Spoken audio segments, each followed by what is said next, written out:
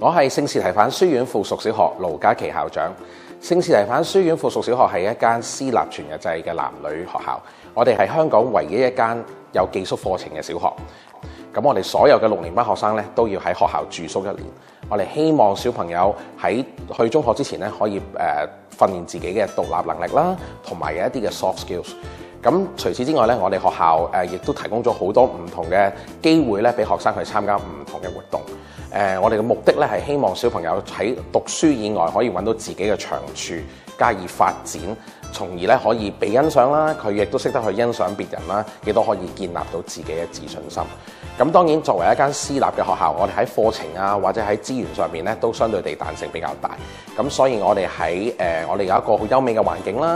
咁除此之外，我哋亦都係有好多唔同嘅設施啦，包括譬如話游泳池啊、攀石場啊、足球場啊、籃球場啊、我哋有2萬幾本書嘅圖書館啊等等等等。咁外間家長點樣睇聖士提反小學嘅學生呢？